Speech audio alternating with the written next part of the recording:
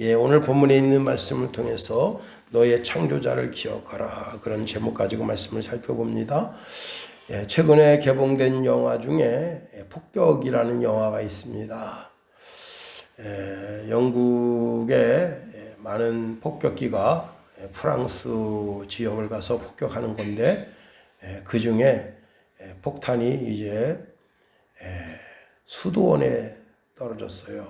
수도원에 떨어진 거기에는 이제 수많은 어린아이들이 있는데 폭탄이 떨어지니까 그 선생님들 그리고 수녀님들이 어린아이들을 지하실로 대피시켰는데 이 포탄이 3개가 떨어졌어요. 근데 이 포탄이 지연포탄이라고 그래서 떨어지고 한 8초에서 10초 정도 있다 터지는데 동시에 3개가 터지면서 약 100여 명이 죽게 됐습니다.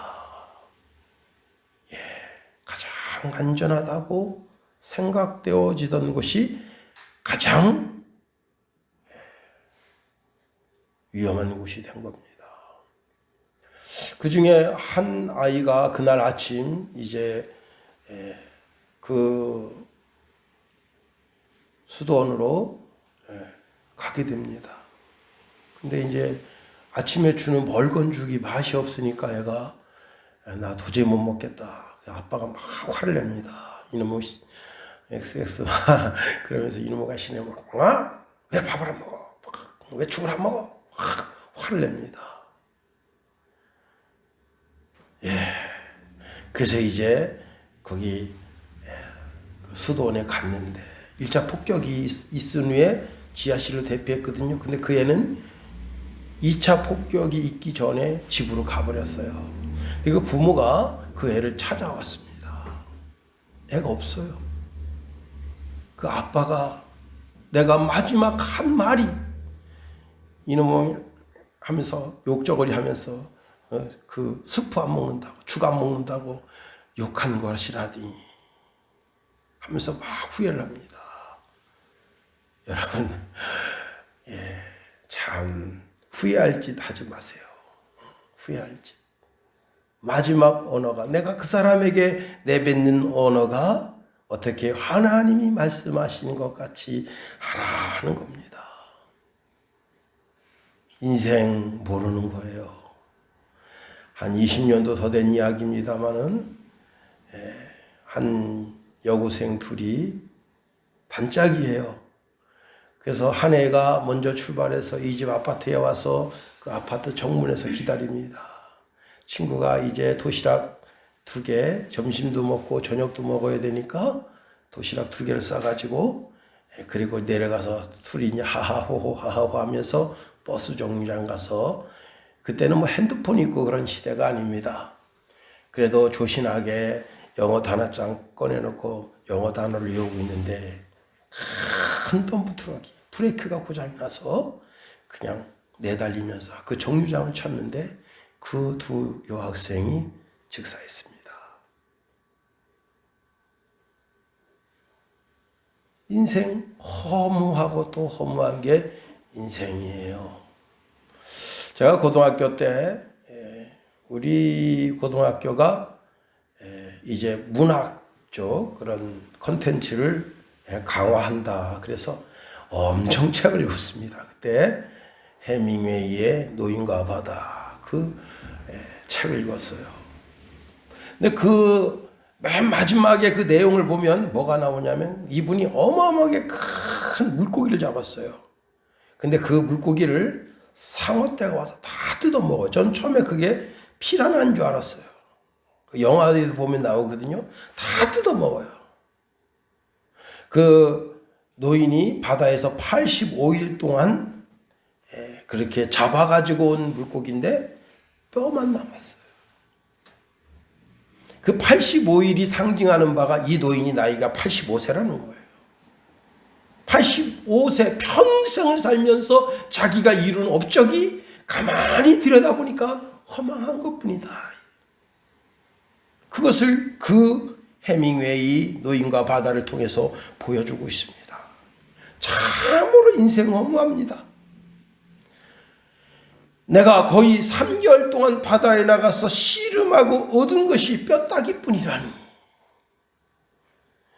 내가 지나온 삶이 너무 허무하지만 그래도 그 노인의 머릿속에는 지혜와 지식이 남아 있다 하는 겁니다.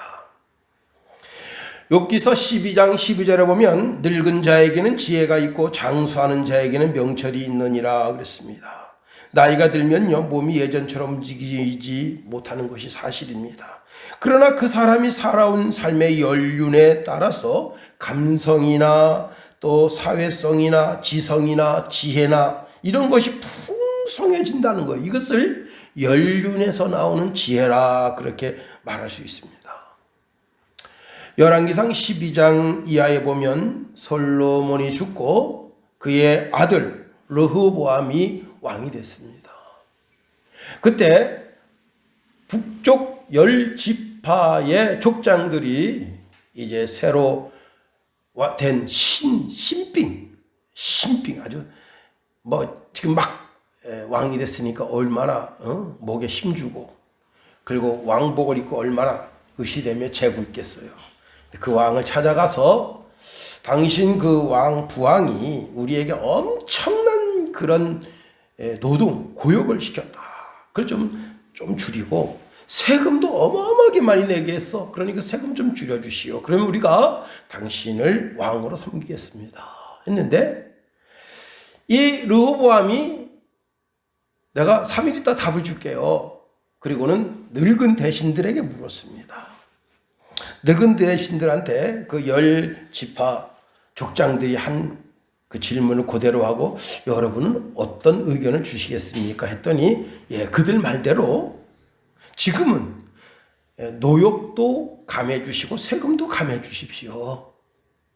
그리고 나중에 한 10년 정도 해서 정권이 견고하게 되면 다시 노역도 세게 하고 세금도 세게 할 수도 있지 않습니까? 그 노인네들이 이런저런 지혜로 이야기해 줬습니다. 이번에는 자기 친구들 한 번도 노동을 해본 적이 없어요. 노동하다가 노동 조금 여러분 석죽 쌌다가 석죽 조금 잘못 싸면 그 감독관이 그냥 후려칩니다. 이 새끼 말이야 이것밖에 못해 하고 이만한 한 50cm 되는 그런 참나무 봉을 후려칩니다. 그런 매를 안 맞아본 놈들이에요.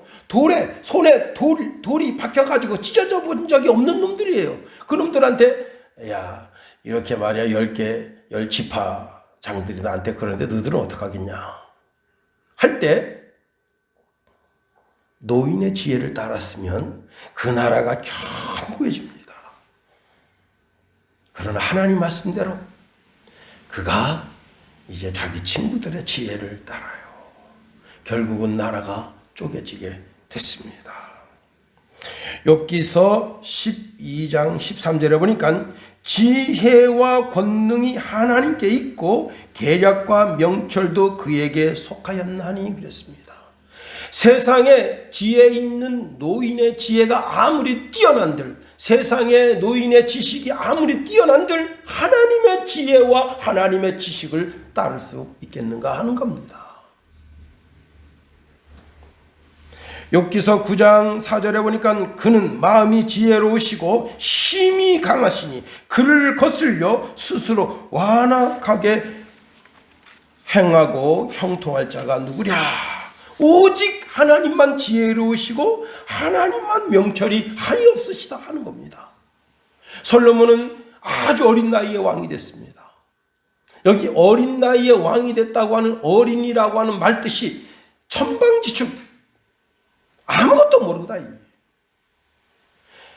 형님들이 살아온 연륜이 있고 형님들은 다 대신들과 다 각별한 관계고 그 동네 유지들과 그 동네 유력한 자들과 다 얽히고 설키고 이런 관계가 있지만 이거 코올리게 같은 솔로몬이 뭘 합니까? 아무것도 모르죠. 그가 자기에게 현명한 책사가 있어서 그 책사의 지혜와 지식을 따르려고 마음 먹었더라면 그렇게 할 수 있었지만 그는 내가 하나님 앞에 하나님의 지식, 하나님의 지혜를 구해야 되겠구나 해서 기본 산당에 가서 1000번제를 드리고 하나님께 간구하니 하나님께서 그날 밤에 나타나셔서 내가 너에게 무엇을 줄고 너는 구하라 하니 솔로몬이 구합니다. 저는 아버지를 대신해서 왕이 되었지만 다윗 집의 제일 작은 자로서 들어가는 법도 나가는 법도 모르는 그런 철부지 같은 존재가 접니다. 이 백성들은 많고 저는 어리석은 자니 재판 시에 백성들이 억울하지 않게 선악을 구별할 수 있는 지혜를 주십시오 라고 할 때 하나님께서 뭐라고 말씀하셨습니까? 내가 이것을 구하는구나. 자기를 위하여 장수를 구하지도 아니하고 부를 구하지도 아니하며 자기 원수 생명 멸하기도 구하지 아니하고 오직 송사를 듣고 분별하는 지혜를 구했으니 내가 내 말대로 하여 내게 지혜롭고 총명한 마음을 주느니 내 앞에서도 너와 같은 자가 없었겠거니와 내 뒤에도 너와 같은 자가 일어남이 없으리라. 내가 또 내게 구하지 아니한 부와 영광과 존귀도 장수도 다 주겠다. 하나님이 말씀하셨어요. 여러분, 하나님의 지혜, 하나님의 지식, 하나님의 명철. 자, 그 솔로몬이 평생 살아보고 하나님의 지혜로 살아봤습니다. 하나님의 지식으로 살아봤습니다. 그리고는 늙은 연륜이 되어서, 그러니까 그가 하나님 앞에 처음 지혜를 받았을 때보다 늙어서 그 지혜가 얼마나 성숙됐겠어요. 모든 지혜를 다 동원해서 한 가지 결론을 우리 본문에서 주고 있다는 거예요. 그게 뭐냐? 오늘 전도서 12장 핵심적인 단어가 기억하라 하는 거예요. 기억하라. 누구를? 하나님을 기억하라. 창조자를 기억하라. 그런데 이 기억하라고 하는 단어가 히브리어로 자카르라는 단어예요. 자카르라고 하는 단어는 기억하다라는 뜻도 있지만 집중하다라는 뜻도 있어요. 그래서 사실은 오늘 이 전도서 12장에 있는 기억하라고 하는 단어를 놓고 집중하라라고 하는 개념으로 치환해서 읽으면 그 뜻과 의미가 아주 강해집니다. 그래요. 너 하나님께 집중해라. 너 창조주 하나님께 집중해라. 내 인생의 삶에 집중하라. 오늘 이 기억하라, 집중하라, 이 단어를 중심으로 말씀을 세 가지로 한번 살펴보려고 하는 겁니다. 첫 번째는 청년의 때에 하나님을 기억하고 하나님께 집중하라 하는 겁니다. 우리 한번 1절 다시 한번 읽어봅니다. 1절 시작. 너는 청년의 때에 너의 창조자를 기억하라. 곧 곤고한 날이 이르기 전에 나는 아무 낙이 없다고 할 해가 해들기 전에. 예, 여기 청년이라고 하는 말뜻이 무슨 뜻을 가지고 있는가 하면요, 하나님을 떠나기 쉬운 상태라는 의미를 가지고 있어요. 청년은 하나님을 떠나기 쉽다. 그 말은 다른 말로 해석하면 청년들은 자기 자신 속에 끓어오르는 정욕으로 행동하기 쉽다는 거예요. 자, 청년은 자신의 힘과 자신의 능력과 자신의 권능, 그런 것을 의지해서 살아가기 쉬운 사람을 청년이라 말한다. 혈기가 왕성해서 자기 힘을 믿는 거예요. 그래서 하나님을 등지기 쉬운 인생을 청년이라 한다. 사도 바울은 이렇게 자신의 육체의 정욕을 의지하는 사람은 하나님의 나라를 유업으로 받을 수 없다라고 말하면서 에베소서 5장 3절 5절에 보니까 음행과 온갖 더러운 것과 탐욕은 너희 중에 그 이름조차 부르지 말라. 이는 성도에 마땅한 바니라. 누추함과 어리석은 말이나 희롱의 말이 합당치 아니하니 오히려 감사하는 말을 하라. 너희도 정녕 이것을 알거니와 음행하는 자나 더러운 자나 탐하는 자나 곧 우상 숭배자나 다 그리스도와 하나님의 나라에서 기업을 얻지 못한다 했어요. 골로새서 3장 5절 6절에 보니까 그러므로 땅에 있는 지체를 죽이라. 곧 음란과 부정과 사욕과 악한 정욕과 탐심이니 탐심은 우상 숭배니라. 이것들로 말미암아 하나님의 진노가 임하느니라. 야고보서 3장 14절 15절에 보니까 그러나 너희 마음속에 독한 시기와 다툼이 있으면 자랑하지 말라. 진리를 거슬려 거짓말하지 말라. 이러한 진해는 위로부터 내려온 것이 아니요 땅에 있는 것이니 정욕의 것이요 귀신의 것이다 했어요. 청년의 정욕을 주의하라 하는 겁니다.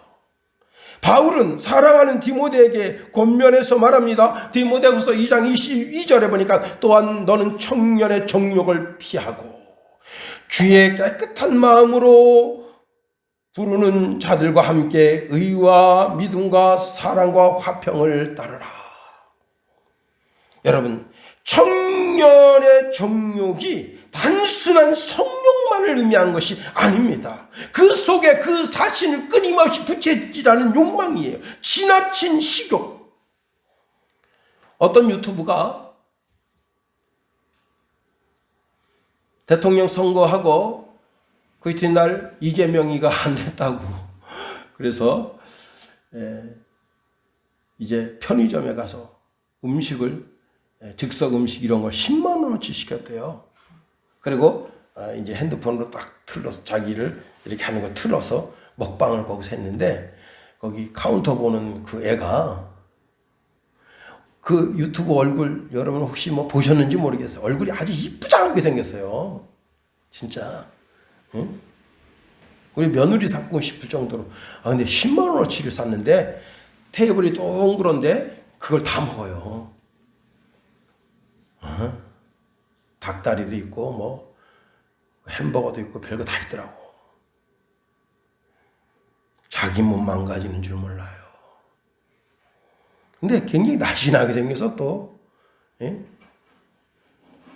자신의 지나친 지식욕, 자신의 지나친 명예욕, 자기 자신의 지나친 권세욕을 피하라는 거예요. 이런 욕심이 결국은 자기 자신을 파멸로 이끌어간다는 거예요. 야고보서 1장 15절에 보니까 욕심이 잉태한 즉 죄를 낳고 죄가 장성한 즉 사망을 낳느니라 했어요.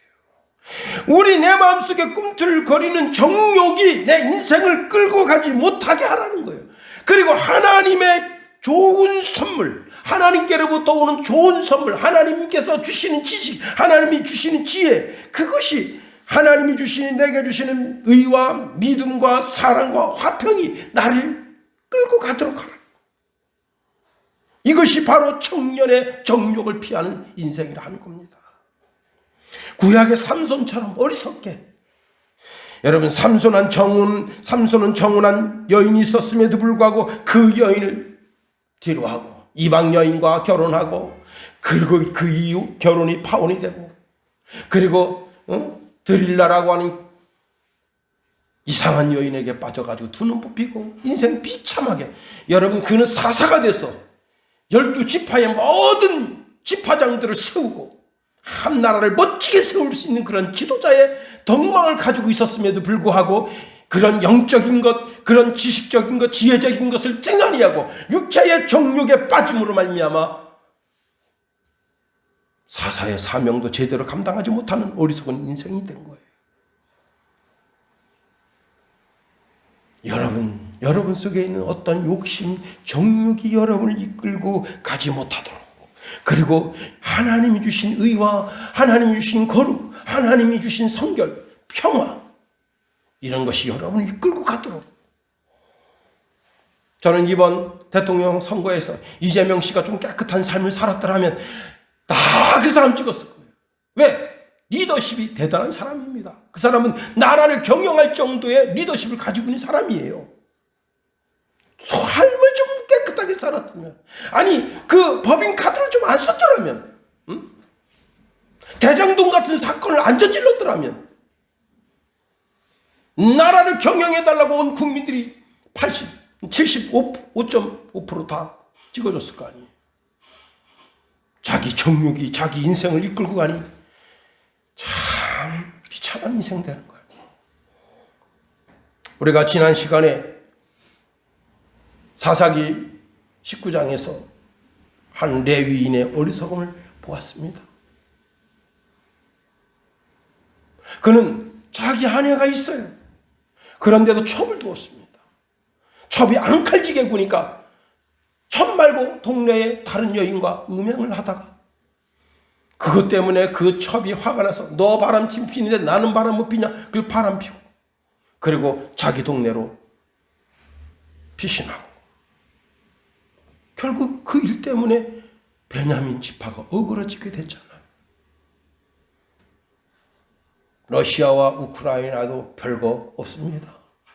푸틴의 어리석은 정욕이 저렇게 지금 많은 러시아 군인들을 사지로 몰아내고 있는 것 아니겠어요?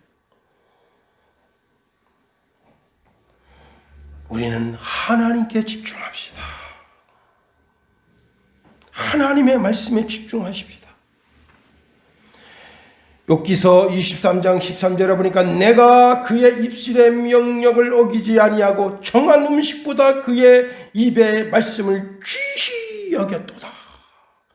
욥도 자기 전생애를 통해서 하나님 말씀에 집중했다는 거예요.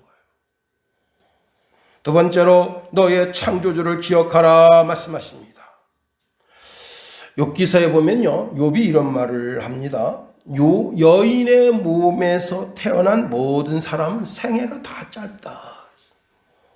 걱정과 근심과 염려가 그 사람 속에 깃들고 꽃이 피자마자 지는 인생과 같다. 제가 오늘 아침 이제 새벽에 나와서 앞에 이제 난이 있는데 난을 보니까 여기 지금 그 벌레들이 잔뜩 꼈어요. 우리 김선혜 사모가 그 난에 좀 벌레가 있는데 좀 벌레 좀 진작 그 농약 좀 갖다 쳐서 죽여주세요. 그랬는데 내가 보니까 꽃이 벌써 질라 그래. 피자마자 질라 그래. 근데 내가 왜 그러지 하고 보니까 와, 까뭇까뭇하는 그 벌레가 진드기, 그게 그냥 꽃에 올라오는 거 다 빨아먹는 거 아니에요. 내일 새벽에는 농약 좀 갖다 쳐야 되겠다 그 생각이 듭니다. 그리고 물이 없어서 잘 안 피는가 해서 제가 물을 확 쳤어요.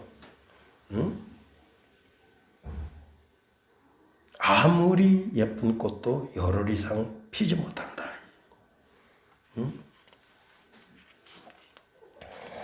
욥기서 14장 1절에 보니까 여인에게서 태어난 사람은 생애가 짧고 걱정이 가득하며 그는 꽃과 같이 자라나서 시들며 그림자같이 지나가며 머물지 아니한다 했어요. 여러분 여기 지금 예배 드리는 우리 사랑하는 성도 여러분들, 여인의 몸에서 태어나지 않은 사람이 아무도 없어요. 나는 시험관 통해서 태어났어요. 그래도 여인의 몸에서 태어난 거예요. 다 요즘 개놈 프로젝트 그래가지고 어떻게 그 유전자를 어떻게 해서 제가 태어났어요. 다 똑같아요. 다 여인의 몸에서 태어났는데 여인의 몸에서 태어났다고 하는 단어가 주는 슬픈 뉘앙스가 있어요. 그게 뭐냐면 모든 사람이 다 죄를 범했다는 뜻을 여인의 몸에서 태어났다라고 하는 단어에 포함되어 있는 겁니다. 모든 사람들이 다 원죄가 있어요. 그리고 자범죄가 있어요. 그 사람은 여인의 몸에서 태어난 모든 사람들은 다 그 영혼 속에 영혼의 죄가 그 사람을 짓누르고 있는 거예요. 모세는 시편 90편 10절에 보니까 우리의 연수가 70이요 강건하면 80이라 그의 연수의 자랑은 수고와 슬픔뿐이요 신속히 가니 우리가 날아가나이다 했습니다. 여러분 70 살면 80 살면 잘 산 거예요. 요즘 100세 시대 그러는데 100세 시대라는 말 뜻이 뭐예요? 100세까지는 살고 싶다. 그런 소망의 말이지. 100세까지 누구나 다 살면요 120세대 그래요. 최근에 코로나로 인해서 많은 분들이 삶을 달리하고 있습니다. 제가 어제 이제 설교 준비를 하면서 서울 승하원이 뭐냐면 시체 화장하는 데예요. 거기 승하원이라고 그러는데 거기 들어가서 탁 쳐봤어요. 오늘 내가 부모님이 돌아가셨다고 하고 오늘 화장을 신청하면 언제쯤 화장할 수 있나? 7일 걸립니다. 얼마나 많은 사람이 죽는 거예요. 강원도는 그래도 괜찮아. 강원도는 춘천에 여기 화장터는 4일이면 돼요. 인생 그렇게 짧게 다 가는 거예요. 그런데 하나님은 그런 자연 법칙으로만 인생이 살게 하지 않으셨다는 거예요. 자, 오늘 본문에 이런 말씀을 주고 있는 거예요. 1절 다시 한번 잘 들여다보세요. 너는 청년의 때에 너의 창조자를 기억하라. 너의 창조자, 이 창조자라는 말 뜻이 뭐냐면 너를 지으신 분이란 뜻이에요. 너를 만드신 분, 너를 창조하신 분. 그렇습니다. 분명 내가 어머니 아버지의 사랑 속에서 어머니 뱃속에서 10달 있다가 태어난 여인의 몸에서 태어난 사람이지만 이 시간에 예배하는 모든 믿음의 권속들은 다 뭐예요? 하나님의 재창조를 입은 사람들이라는 거예요. 거듭남의 축복을 입은 사람들이라는 거예요. 요한복음 1장 12절에 보니까 영접하는 자 곧 그 이름을 믿는 자들에게는 하나님의 자녀가 되는 권세를 주셨으니 이는 혈통으로나 육정으로 사람의 뜻으로 나지 아니하고 오직 하나님께로부터 난 자들이다. 난 자들이라고 하는 말이 뭐냐면 하나님께로부터 태어났다는 거예요. 우리는 하나님께로부터 태어남을 입은 사람들입니다. 그렇습니다. 인간의 출생이 혈통에 의해서만 태어남이 아니라 하나님이 만드신 놀라운 영적인 새로운 제도, 예수 그리스도를 구주로 영접하는 모든 심령들마다 물과 성령으로 거듭나게 하셨다. 그 하나님을 기억하라. 그 하나님이 어떤 하나님이길래 너의 아버지가 되신다는 거예요. 내가 육신의 부모가 계시고 내가 마음의 부모가 계셔요. 우리 초등학교 선생님들, 유치원 선생님들, 어린이집 선생님들 내게 지식을 가르쳐 주려고. 그래서 그분을 선생님이라고 하기도 하고 또는 때로는 내 마음의 아버지 그리고 내 영혼의 아버지가 바로 하나님 아버지십니다. 그 하나님을 기억하라. 너의 창조자를 기억하라. 너를 만드신 그분에게 집중하라. 그렇습니다. 우리가 육신을 주신 부모에게도 집중해야 되는 거예요. 내 부모를 공경하라. 성경 말씀 따라서 부모님 말씀에 공손하게 잘 대답하고 부모님한테 틱틱틱거리지 말고 그리고 어버이날 되면 선물도 좀 가끔 사다 주고 그리고 부모님 생신 때 또 이렇게 만난 것도 좀 대접해드리고 자녀의 삶을 잘 살아가야 되죠. 성경 말씀대로만 살면 하나님도 인정해 주시는 축복의 사람이 되는 거예요. 그리고 내게 지식을 주신 선생님, 내 마음에 그 마음에 교훈을 준 선생님이 있으면 그 선생님 찾아가서 평생 그분을 만난 거 좀 사드리고 아니 내가 지금 교수님의 사사를 받고 있으면 그 교수님에게 교수님 점심은 제가 한 끼 대접해 드리겠습니다. 네가 뭐 학생인데 뭘 대접해 줄래? 만난 짜장면집인데 짜장면 한번 사드릴게요. 그럼 교수님 모시고 가서 짜장면 사준다 해서 뭐 진짜 짜장면 사줍니까? 그래도 거기 뭐 탕수육 좀 사드리고 뭐 좀 사드리고 교수님도 만난 거 좀 사드리면서 그동안 참 가르침을 주신 거 감사합니다 하고 하면 이 새끼 싹수가 있구나. 여러분 그 박지성이가 그 한일전인가요? 거기서 축구를 해서 첫 공을 딱 넣었는데 박지성이 어떻게 했냐면 히딩크를 쫓아가서 히딩크를 꽉 끌어안아버린 거예요. 그리고 감사합니다. 저를 국가대표로 뽑아주셔서 감사합니다. 제가 공을 넣게 해주셔서 감사합니다. 그러니까 히딩크가 걔를 유럽으로 끌고 갔대요. 그래서 그런데 그 다음 사람 누구죠? 두 번째 눈 사람? 그 사람은 그게 아마 안 누군 것 같아요. 근데 정확하게 지금 그 이름이 생각 안 나는데 그분은 가서 코치를 끌어안았대. 그랬더니 코치가 무슨 힘이 있어 자기가. 그러니까 자기를 못 끌어준 거예요. 그리고 우리가 하나님께 나를 창조하신 나를 지으신 영의 부모이신 하나님께 집중할 때 여러분 다윗도 죽으면서 솔로몬에게 야, 너 하나님께 집중해라. 하나님께 집중해라 하고 권면을 주잖아요. 나의 영혼의 아버지이신 하나님께 집중하는 그런 인생이 될 때 행복한 인생이 되는 거예요. 세 번째로 인생은 사람 뜻대로 되지 않는다 하는 겁니다. 옛날 정조 22대 정조 때 이 정조가 여복이 없어요. 여복이. 뭐 야사에 의하면은 뭐 독살됐을 가능성이 높다 그런 저런 얘기인데 정조가 이제 마누라를 넷을 뒀는데 셋이 다 그냥 그렇게 다 그렇게 없어졌어요. 그러니까 정조가 마누라 두기가 겁나는 거야. 왜? 자꾸 죽어버리니까. 그리고 낳은 애들도 그냥 오래 못 살고 다 죽어버려요. 그래서 이제 홀로 오랫동안 살아갑니다. 그러니 막 그 대신들이 안달복달 났어요. 응? 빨리 결혼하셔야죠. 나는 관심 없습니다.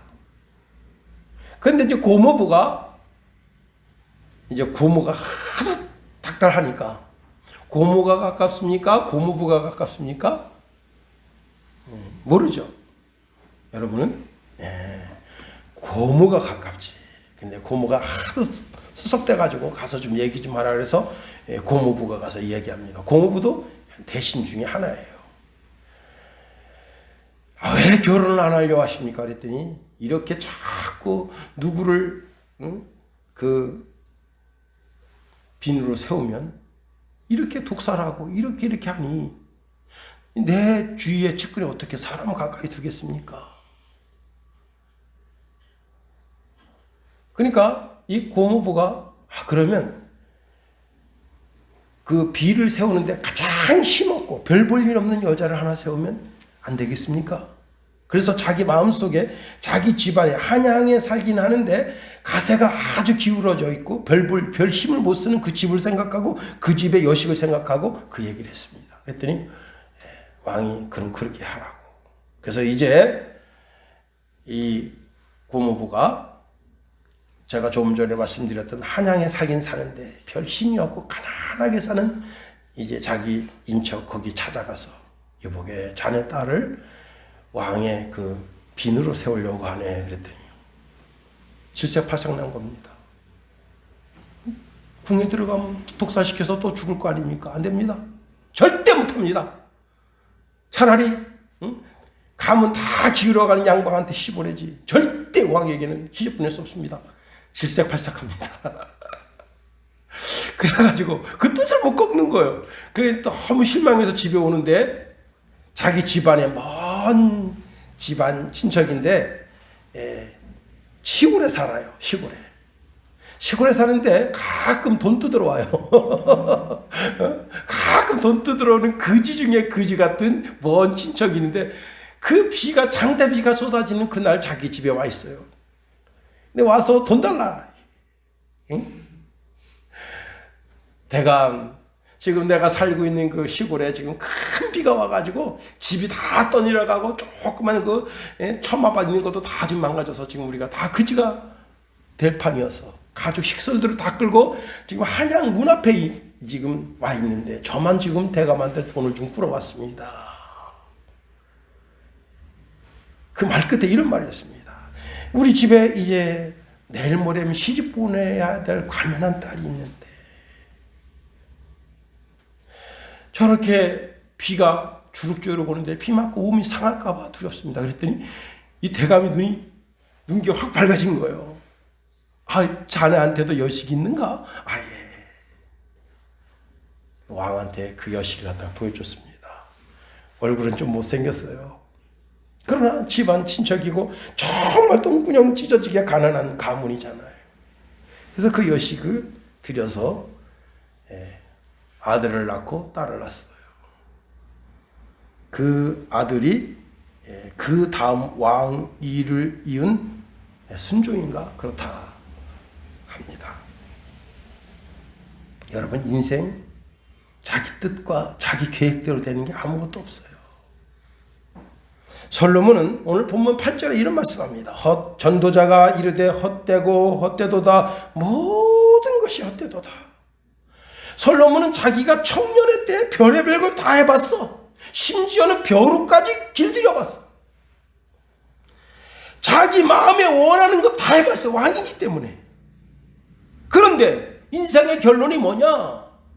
자기 마음의 소욕, 자기 마음의 청년의 정욕이 자기 인생을 끌고 갔는데 1,000명의 아내를 두고 살아봤는데 다 헛되더라.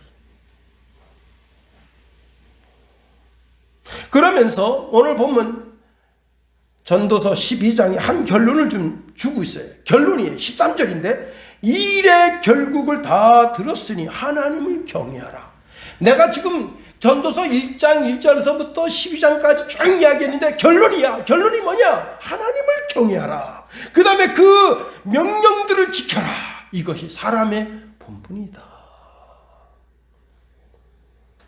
내가 인생 살아보니까 내가 하나님이 주신 지혜로 인생 살았어. 하나님이 주신 영철로 내가 인생 살았어. 그리고 나이가 많이 들어. 이제 늙은 그런 이제 죽음을 앞두고 있는 그런 늙은 노인 내가 돼서 인생을 바라보니까 인생 최고가 하나님 경외하는 것이고 하나님 말씀 잘 따라 사는 것이더라. 하나님을 경외하는 게 뭐야? 예배하는 삶. 꼭 주예전에 나와서 예배하는 것이 예배가 아니라 내 삶 속에서도 하나님의 존재를 느끼고 하나님의 권세를 인정하고 하나님이 나와 함께 하심을 내가 인정해 드리고 살아가는 삶. 그리고 그 명령들이, 그 말씀들이 내 삶 속에서 하나씩 하나씩 적용되어져 가는 삶. 그것이 인생의 최고의 본분이다 하는 겁니다. 그래요.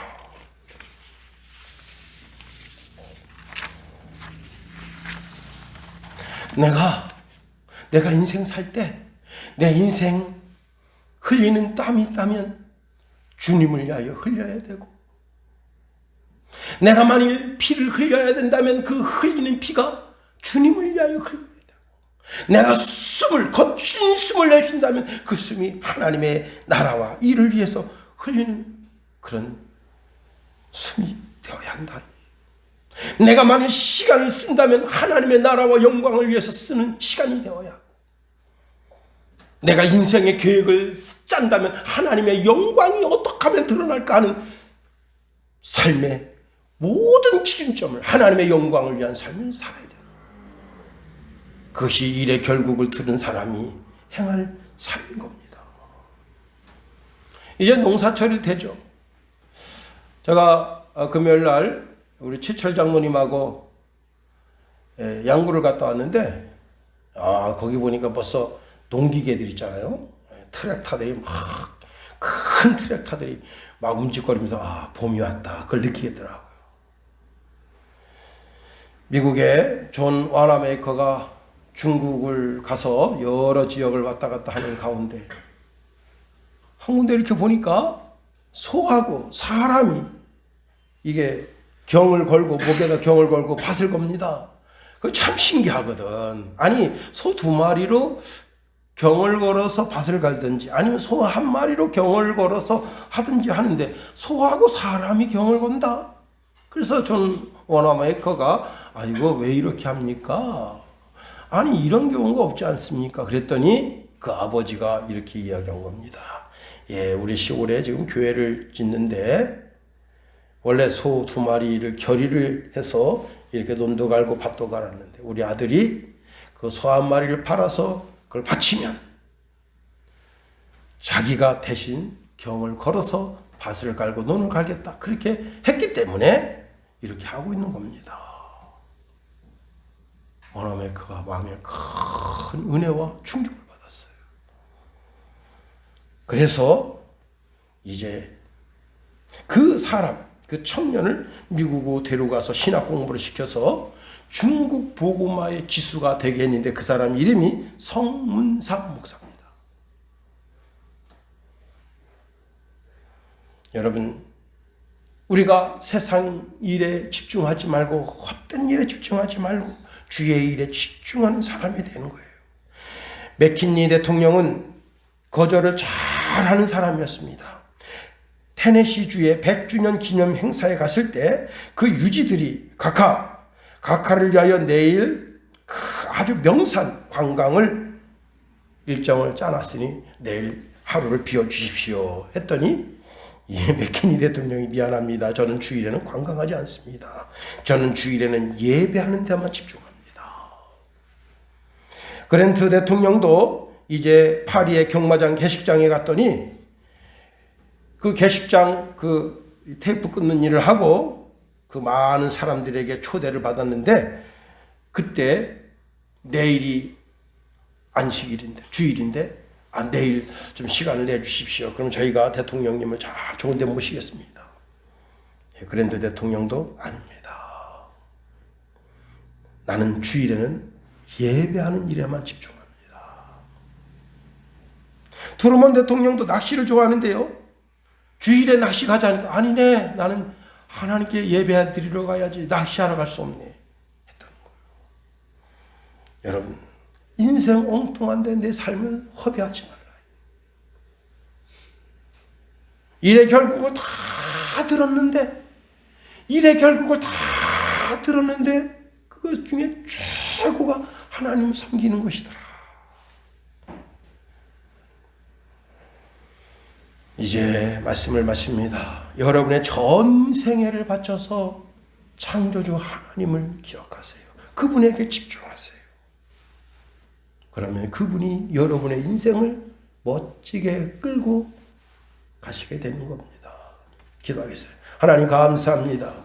하나님 우리를 붙드시며 인도하여 주셔서 하나님 우리가 나의 창조자 되신 하나님께 집중하고 그분의 말씀 따라서 내 전생애를 바치며 이 땅에 주신 하나님의 귀한 사명을 잘 이룰 수 있게 도와주옵소서. 이 백성에게 이 나라의 교육계도 주시고 문화계도 주시고 체육계도 주시고 이 나라의 군사계도 주시고 또한 이 나라를 잘 다스릴 수 있는 그런 멋진 대통령도 나올 수 있도록 길을 여시며 인도하소서. 하나님이여 주의 백성을 들어 이 시대에 멋지게 이 나라의 주 기둥이 되는 그런 역사를 만들어 가시며 인도하소서. 예수님의 이름으로 감사하며 기도합니다. 아멘.